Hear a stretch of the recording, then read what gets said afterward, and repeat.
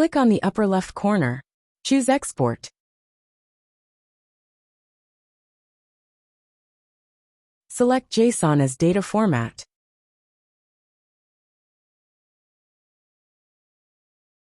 In the From field, enter 0101.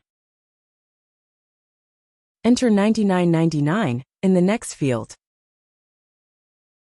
Uncheck the Include Styles, and click on Export. The JSON file will download. Click on the Download to preview the file. The JSON file will show the key value pairs, which will be the columns and rows of our table, that we will create using Power Query. Open Power BI. On the Home ribbon, select Get Data. Then on the bottom of the drop-down list, select More, search for JSON. Find the JSON file that was downloaded on your computer. Power Query will open to perform our transformation of the JSON file. JSON data will show as a list of records. Opening one of the records will show the key value pairs, which we will transform into columns and rows.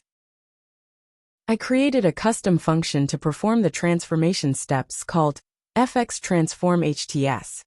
The advanced editor shows the M code for the custom function.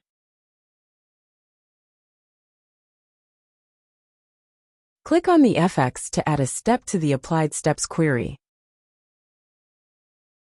Type in FX Transform HTS to call the function, and wrap around the previous step called Source.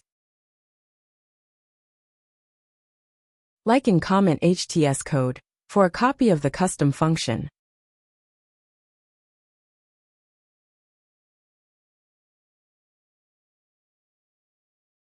On the Home ribbon, click on Close and Apply.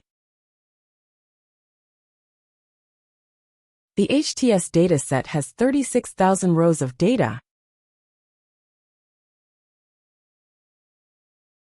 Create slicers and tables to visualize the data and learn more about the Harmonized Tariff Schedule.